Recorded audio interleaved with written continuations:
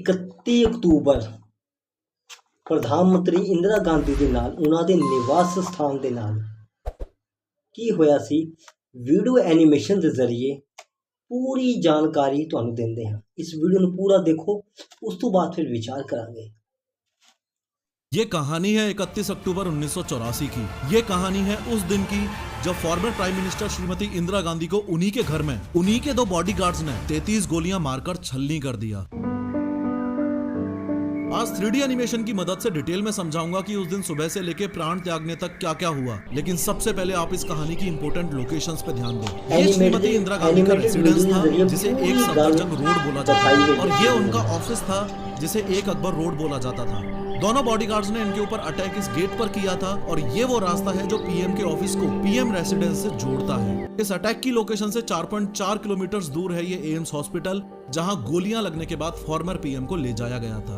आज दिन है 31 अक्टूबर 1984 का, और प्रधानमंत्री निवास में आज सुबह की शुरुआत किसी और दिन की तरह ही हुई है। फर्क सिर्फ इतना सा है कि आज एक बहुत बड़े पेड़ को गिराने की साजिश है जो कई महीनों से चल रही थी। इस साजिश को अंजाम देने वाले भी कोई और नहीं, देश की पहली महिला प्रधानमंत्री इंदिरा गांधी के फेवरेट बॉडीगार्ड्स में से ही हैं। एक तो ये बेअंत सिंह, जो कि पिछले 10 सालों से पीएम के स्पेशल सिक्योरिटी गार्ड्स में से एक था, और ये फेवरेट भी था, इसलिए पिछले 10 सालों में पीएम के साथ कई विदेशी दौरों पर as a personal security guard गया था। और दूसरा ये 22 साल का सतवंत सिंह, जो कि पीएम सिक्योरिटी में अभी पिछले 5 महीनों से ही था। आज सुबह पीएम साहिबा रोज की तरह जल्दी उठ गईं, और आज उनका एक आयरिश टीवी के जर्नलिस्ट और एक्टर पीटर उस्तिनोव के साथ डॉक्यूमेंट्री के लिए इंटरव्यू शेड्यूल्ड है। इंटरव्यू सुबह 9:30 बजे शेड्यूल किया गया है, जो कि लगभग 1 घंटे चलना है। इंटरव्यू प्रधानमंत्री आवास से सटे इस एक अकबर रोड में होने वाला है। एक अकबर रोड उस समय इंदिरा गांधी का ऑफिस हुआ करता था, जो कि उनके आवास से इस एक बिना गेट वाले रास्ते से जुड़ा हुआ था। इंदिरा गांधी ने इंटरव्यू के लिए आज के दिन नारंगी कलर की साड़ी पहनी है, और घर से तैयार होकर सुबह 9:20 पर वो इंटरव्यू के लिए अपने ऑफिस की ओर लंबे लंबे कदमों से चल पड़ी हैं। गोलियां चलने से कुछ समय पहले इस वक्त उनके साथ कुछ लोग और चल रहे हैं। उनके अपने personal secretary R K. Dhawan, personal security officer Rameshwar Dayal, पुश्तैनी नौकर नाथुराम, और उनको धूप से बचाने के लिए छतरी पकड़ के चलते हुए कांस्टेबल नारायण सिंह। अनफॉर्चुनेटली आज के दिन फॉर्मर पीएम ने बुलेट प्रूफ जैकेट भी नहीं पहनी है, ये सोचकर कि घर से 50 मीटर दूर ही तो जाना है, और यहाँ सब लोग अपने ही हैं, तो अपनों से कैसा खतरा। इस बीच एक सर्वेंट एक टी सेट लेकर सामने से गुजरा, जिसमें उस्तिनोव को चाय सर्व की जानी है। पीएम उसे बुलाकर बोलती है, ये टी सेट अच्छा नहीं लग रहा, कोई दूसरा लेके आओ। इतना बोलकर अपने ऑफिशियल्स के साथ लंबे लंबे कदमों के साथ तेजी से ऑफिस की ओर जाने लगती हैं। 31 अक्टूबर के दिन गोली चलाने वाले दोनों में से एक बॉडीगार्ड ने,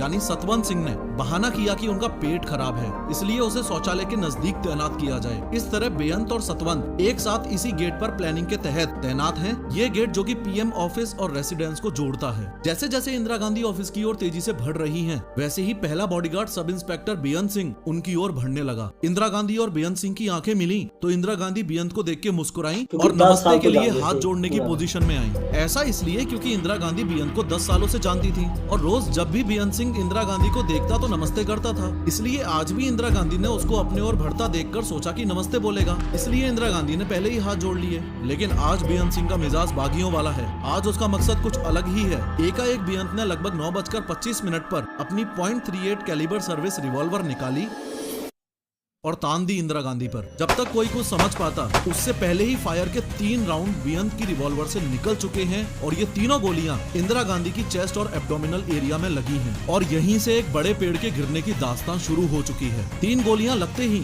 इंदिरा गांधी जमीन पर गिर गई और जोर से बोली, ये क्या कर रहे हो। बेअंत 1 सेकंड के लिए रुका और सतवंत को देखकर जोर से चिल्लाया, गोली चला। सतवंत, जो अभी तक बेअंत के पास बूथ बना खड़ा था, वो अपनी कार्बाइन बंदूक को इंदिरा गांधी की ओर घुमाकर 30 गोलियां बर्स्ट फायर कर देता है। इंदिरा गांधी को बचाने के लिए जैसे ही उनके personal security officer Rameshwar Dayal आगे बढ़े, तो उनके पांव में सतवंत के द्वारा चलाई गई गोलियां लगी और वो वहीं पर गिर गए। एक अकबर रोड यानी कि पीएम ऑफिस से एक पुलिस ऑफिसर दिनेश कुमार भट्ट ये देखने के लिए बाहर आए कि ये गोलियां कहां चली हैं। उसी समय बेअंत और सतवंत सिंह ने अपने वेपन्स फेंककर सरेंडर करने के लिए हाथ खड़े कर दिए और कहने लगे कि हमको जो करना था वो हमने कर दिया, अब तुम्हें जो करना है कर लो। और उन्होंने इंदिरा गांधी से ऑपरेशन ब्लू स्टार का बदला ले लिया। ऑपरेशन ब्लू स्टार में इंदिरा गांधी ने सिखों के पवित्र स्थल गोल्डन टेम्पल को कुछ अलगाववादियों से आर्मी ऑपरेशन के जरिए फ्री करवाया था। आर्मी ऑपरेशन की वजह से काफी सिख उनसे खफा थे। कांस्टेबल नारायण सिंह ने आगे कूदकर बेअंत सिंह को जमीन पर पटक लिया। पास के गार्ड रूम से आईटीबीपी के जवान दौड़ते हुए आए और उन्होंने सतवंत सिंह को भी अपने घेरे में ले लिया। टोटल 33 फायर किए गए हैं, जिसमें से 30 गोलियां इंदिरा गांधी को लगी और काफी गोलियां उनके शरीर को चीरकर निकल गई। इंदिरा गांधी के पर्सनल सेक्रेटरी आर.के. धवन ने होश संभाला और चिल्लाकर एम्बुलेंस लाने के लिए बोला, लेकिन कहते हैं ना, होनी को कौन टाल सकता है। एक दिन पहले ही भुवनेश्वर में हुई इलेक्शन रैली के भाषण में इंदिरा गांधी ने कहा था कि चिंता नहीं है कि मैं जीवित रहूं या नहीं रहूं। मुझे चिंता नहीं है कि मैं जीवित रहूं या नहीं रहूं। मेरी लंबी उम्र रही है। मुझे गौरव इस बात का है कि मेरा सारा जीवन सेवा में गुजरा। मेरी लंबी उम्र रही है और मैं इस पर मुझे अगर गौरव किसी चीज पर है तो इस पे है कि सारा जीवन मेरा सेवा में गया। जब तक मुझ में सांस है तब तक सेवा में ही जाए। जब मेरी जान जाएगी और जब तक मुझ में सांस है तब तक सेवा ही में जाए, और जब मेरी जान जाएगी तो मैं कह सकती हूँ कि एक एक खून का कतरा भारत को जीवित करेगा। तो मैं कह सकती हूँ कि एक एक खून का खतरा जितना मेरा है वो एक एक खून एक भारत को जीवित करेगा। इंदिरा गांधी के कहे गए शब्द आज यानी 31 अक्टूबर 1984 को सच होते दिख रहे हैं। भारत की मिट्टी में वो अभी लहूलुहान पड़ी हैं। मानो समय रुक सा गया है और जो एम्बुलेंस लाने को बोला था वो अभी तक आई नहीं है। पीएम हाउस में हर समय एक एम्बुलेंस खड़ी रहती है, लेकिन आज के दिन उसका ड्राइवर वहाँ पर यानी कि पीएम आवास में ड्यूटी पर मौजूद नहीं है। यही सबसे पहला संकेत है कि आगे आने वाले घंटे इंदिरा गांधी के लिए बहुत ही मुश्किल भरे होने वाले हैं। गोलियों की आवाज सुनकर कांग्रेस लीडर माखनलाल फोतेदार इंदिरा गांधी के पास पहुंचे और एम्बुलेंस ना आते देख आर.के. धवन ने चिल्लाकर कोई भी कार निकालने के लिए कहा। इंदिरा गांधी को जमीन से आर.के. धवन और माखनलाल फोतेदार ने उठाकर सफेद एम्बेसडर कार की पिछली सीट पर रखा। आगे की सीट पर R K. Dhawan, Fotedar, security officer Dinesh Bhatt और ड्राइवर बैठे हैं। गोली की आवाज सुनकर सोनिया गांधी नंगे पांव ही गाड़ी की ओर दौड़ी। इंदिरा गांधी को इस हालत में देखकर वो उसी हाल में कार की पीछे वाली सीट पर बैठ गयी। उन्होंने खून से लथपथ इंदिरा गांधी का सिर अपनी गोद में लिया और कार बहुत तेजी से इनकी तरफ बढ़ी। 9:31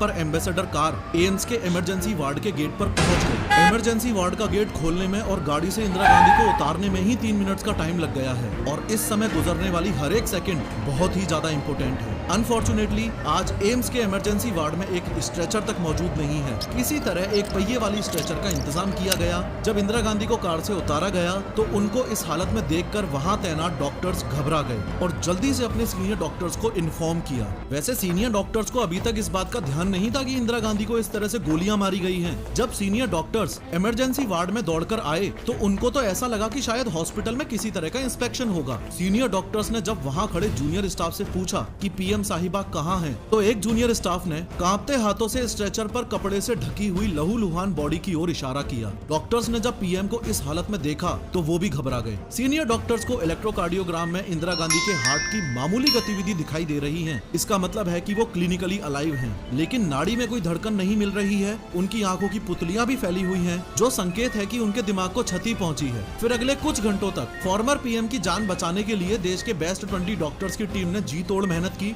यहाँ तक कि खून को रोकने के लिए 88 बोतल्स O नेगेटिव ब्लड भी चढ़ाया गया। 4 घंटे की कड़ी कोशिश की बदौलत 7 गोलियां इंदिरा गांधी के शरीर से निकाल ली गई हैं और ब्लड फ्लो को भी रोक दिया गया है। लेकिन डॉक्टर्स को इंदिरा गांधी के सर्वाइवल के चांसेस ना के बराबर लग रहे हैं। ऑपरेशन थिएटर के बाहर सोनिया गांधी का रो कर बुरा हाल हो गया है। इंदिरा गांधी के बेटे राजीव गांधी, जो कि बंगाल में होने वाले इलेक्शन की रैलियों के लिए गए हुए हैं, उनको इस इंसिडेंट के बारे में जब इन्फॉर्म किया गया तो राजीव गांधी तुरंत दिल्ली के लिए निकल गए। साथ में उस टाइम के प्रेसिडेंट जेल सिंह, जो कि विदेश दौरे पर थे, वो भी इंदिरा गांधी पर हमले की खबर मिलते ही तुरंत इंडिया के लिए रवाना हो गए। आने वाला समय देश और इंदिरा गांधी के लिए बहुत ही मुश्किल भरा होने वाला है। इंदिरा गांधी के लिए इसलिए कि अब एम्स के बेस्ट डॉक्टर्स भी कुछ ही समय में अपने हाथ खड़े करने वाले हैं। हॉस्पिटल के 8th फ्लोर पर अब तक काफी कांग्रेस लीडर्स आ चुके हैं और सबको ये तो अनुमान हो गया है कि अब इंदिरा गांधी को बचा पाना मुश्किल है। इसलिए यहाँ इसी फ्लोर पर एक दूसरे रूम में देश पर आने वाले मुसीबत पर मंथन चल रहा है। मुसीबत ये कि देश के सर्वोच्च लीडर्स यानी कि पीएम और प्रेसिडेंट दोनों में से एक तो अपनी जिंदगी की जंग लड़ रही है और दूसरा यानी कि मिस्टर प्रेसिडेंट उस समय देश में नहीं है। एक चिंता का विषय ये भी बना हुआ है कि इंदिरा गांधी की असैसिनेशन की खबर अगर बाहर फैलती है तो कम्युनल राइट्स हो जाएंगे। इसलिए अभी एम्स के स्टाफ को सख्त इंस्ट्रक्शंस दिए गए हैं हैं कि इंदिरा गांधी की कोई भी इंफॉर्मेशन लीक नहीं होनी चाहिए। अंदर हॉस्पिटल में धीरे धीरे कुछ बचे हुए ऑर्गन्स भी एक एक करके मरने लग गए हैं। अब ये मशीन्स भी बेअसर मालूम पड़ रही हैं और फाइनली एक ऐसा टाइम आया जब इंदिरा गांधी शून्य में विलीन हो गई। राजीव गांधी के एम्स पहुंचने पर डॉक्टर्स ने उनको इंडिया की आयरन लेडी की स्वर्गवास की खबर दी। लगभग दोपहर 1:45 पर देश में कुछ न्यूज एजेंसीज ने न्यूज ब्रेक कर दी कि प्राइम मिनिस्टर इंदिरा गांधी की हत्या हो चुकी है। इंदिरा गांधी के मरने की खबर से जब लोगों को पता चला कि सिख सिक्योरिटी गार्ड्स ने उनको मारा है तो लोगों में आक्रोश की लहर दौड़ गई और जिस बात का डर था वही हुआ। लोगों ने दिल्ली में रहने वाले सिखों के नरसंहार का ऐसा दौर चालू कर दिया कि इसमें लगभग 8,000 से ज्यादा सिखों को मारा और जिंदा जला दिया गया और ये दौर आने वाले 3 से 4 दिनों तक चला। लाखों सिख फैमिलीज ने डर के कारण विदेशों और दूसरे राज्यों में शरण ले ली। दिल्ली में एक तरफ तो दंगे चल रहे हैं, दूसरी ओर देश की पहली महिला प्रधानमंत्री की अंतिम विदाई का कार्यक्रम चल रहा है। 3 नवंबर 1984 को इंदिरा गांधी को सम्मान के साथ दिल्ली के शक्ति स्थल में उनके बेटे राजीव गांधी ने मुखाग्नि दी और इंदिरा गांधी पंचतत्व में विलीन हो गयी। ये कहानी है 31 अक्टूबर 1984 की। रुको, इस वीडियो में मैंने यंग इंडियंस में हार्ट अटैक के बढ़ते केसेस के एग्जैक्ट रीजंस बताए हैं, जरूर देखो। पहली गलती सी जिहड़ा हरमंदिर साहब जी पर अटैक किया गया और दूसरी सब तो वड्डी गलती जिहड़ा प्री प्लान पूरा प्लान बना के सिख निर्दोषां नूं मारिया गया जिन्हां दी कोई गलती नहीं सी। कोई मजदूरी करन जा रहा सी, कोई अपना काम ते जा रहा सी, कोई मतलब किते ना किते काम दे विच सारे जा रहे सी जिन्हां दा कोई कसूर नहीं सी। मनिया कि 2 उन्हां दे सुरक्षा गार्डां ने गोली मारी सी, वो सिख सी। ਇਹਦਾ मतलब ये नहीं बनता कि अगर किसी सिख गार्ड ने गोली मारी है तो उसकी सज़ा पूरी कौम को दी जाए। दिल्ली अंदर ही 3000 तो ज़्यादा सिख मारते गए सन और पूरी इंडिया अंदर हज़ारां सिख मारते गए सन और हज़ारां घर बर्बाद करते गए। कई मावां धियां दी इज्जत लुटी गई सी, बच्चियां तक नहीं छड्डिया गया, छोटे छोटे बच्चे तक मार दिते गए सन। ये दंगा नहीं सी, ये नरसंहार सी। तो ऐसा कभी भी किसी कौम के नाल नहीं होना चाहिए।